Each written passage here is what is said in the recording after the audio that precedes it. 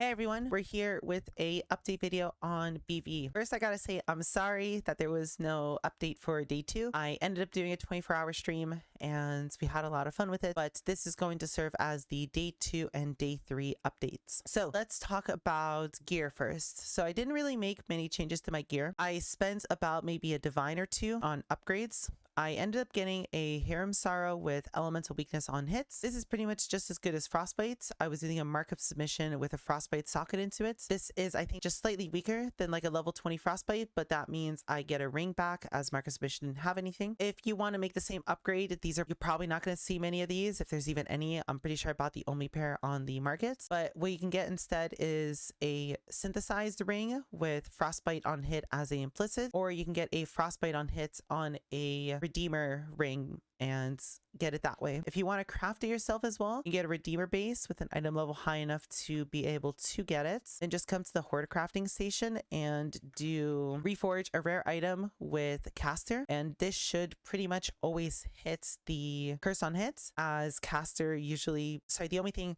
that is a Caster in the pool is the curse on hits. You might have to do it a few times, but that's a way to maybe get your own if there's not very good ones. I'd recommend trying to get a synth base though, as synth bases have the opportunity to be recrafted however you'd like, as the curse on his and implicit. With that, I also upgraded both my rings. I don't remember exactly where out of my left slot, but I got a ring with some life, a lot of chaos resistance, and some dex and strength. This pretty much takes care of all the dex I need, and I attributed it to get a little bit more strength because I did swap over to determination. I ended up getting enough resistances across my gear to be able to take out purity of elements, and since we have frigid wake, which makes us immune to chill and freeze, which in my opinion are by far the worst ailments, we don't really care too much about shocks and ignites, and I kind of think I'm going to pick up the charge mastery here of can't be shocked at maximum power charges. We can always keep up max power charges, and that way we only have to deal with ignites, which honestly aren't too bad. And to deal with that in the future, we could also take Aberath, which makes ignites be 60% less effective on us, or sorry, have less duration, which should take care of most of it. For my other ring, my trader actually got this for me, and I thought this is actually kind of cool and a bit of a 5-head move. He ended up getting a Shaper ring with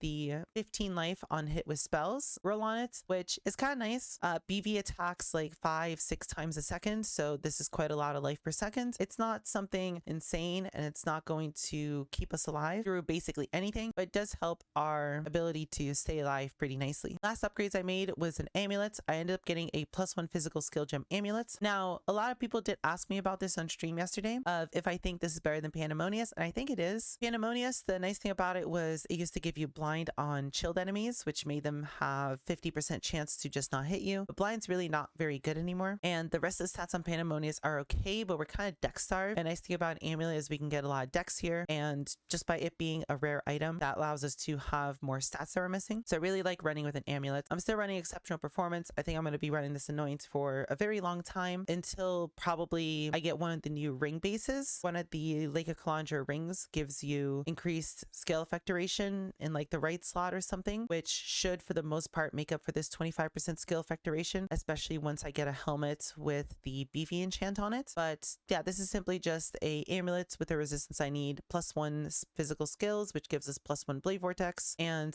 some life and some dex. And then I also got a belt. This belt isn't anything too special, just the resistance I was missing and a lot of life. And then the jewel in here, again, just resistances I was missing and a bunch of life, and the rest of it is kind of whatever. That's about it for the gear. Again, a lot of people also asked me about these two weapons and if I recommend them over Storm Prism. I do. I think you should run these. I think they're very good, and they're only like 1 or 2 C each, and they're about 20% DPS increase. If you want to upgrade these further, you'd probably want to try and find a +1 spell wand or scepter. They're both pretty much the same thing, and I would path the building it and check if it's actually an upgrade over these two. A lot of people ask me why I didn't get Aegis, since I have quite a lot of money, and the reason we did the 24-hour stream is I tried pushing for a Mage Blood. Fortunately, it didn't really happen. Prices changed too much. Price of apothecaries doubled and whatnot, but I'm pretty close to it at this point. I ended day 2 with 12 divines as well as 2 mirror shards. These are about 7 divines each, and a house of mirrors. This is around 15 divines. So we're close to about 50 divines or so, given like the other currency we have all over the place. And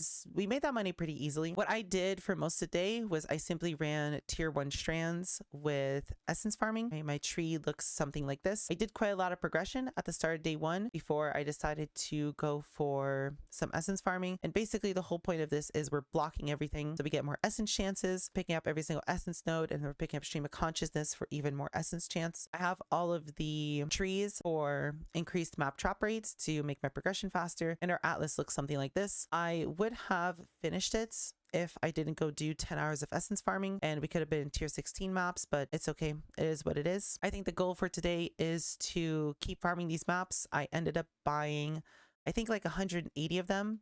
I have 35 here, and then I have a quad tab that's like what, a fifth full with strands, and these are just like white strands. If you want to know about this strategy more, I do have a video on it that pretty much goes over everything you need to know about the strategy. And this is pretty good for this build, especially since like we're pretty fast and we're just killing essences, and tier 1 essences are simple enough to kill. I was making like 3 or 4 divines an hour. I think the goals for the next day are to finish making more money to get my mage blood. I know I could have upgraded a lot of my gear. I know I'm sitting on a lot of money right now to upgrade my gear, but I would really like to get mage blood to start building around it. If I didn't go for mage blood, what I would have done this money is I would have immediately bought an Aegis. I would have immediately bought a void battery, and I would have probably gone to tier 16 maps and start doing Ichor farming with altars, and probably adding maybe Legion on top of that and some other juicing stuff. I know I talked about Harvest, but Harvest really doesn't seem very good, unfortunately. They pretty much nerfed it really substantially and like more than anyone expected them to. Outside of that, I'd probably get like a new chest plate. I would get a better helmet that isn't an ES base, or just get a better ES base. And I'd probably find one with the BV helmet enchant on it that would give me like a 6 or maybe even 7-second blade vortex. That should make it really comfy. I would try to possibly find Awaken Unleash. The nice thing about Awaken Unleash is it basically does what we have this mastery for, the +1 seals. So that means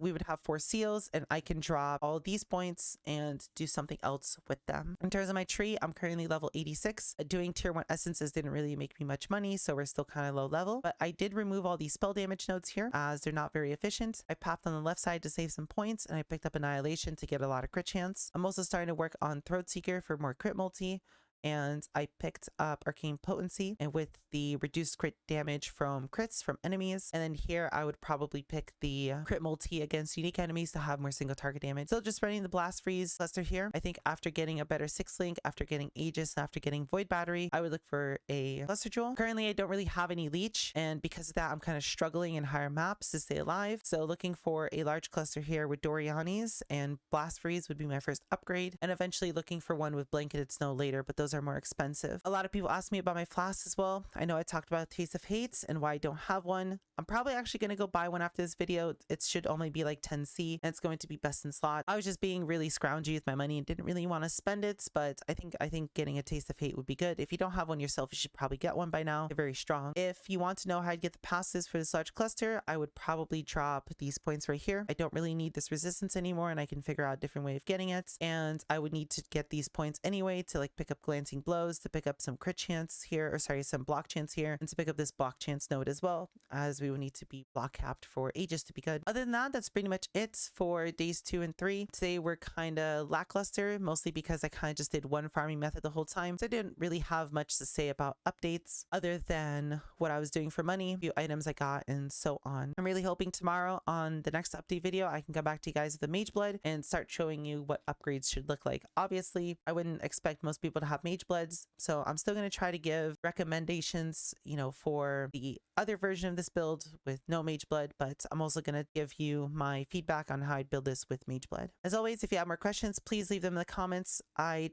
tried to answer as many as I could yesterday, but doing a 24-hour stream made it a bit difficult. Feel free to come by my stream as well. I'm live most of the day, so you can just ask me directly. And if not, just feel free to leave your comments. I'll answer them at the end of the day once I finish streaming. And other than that, I'll see you guys in day 4 with hopefully a Mage Blood.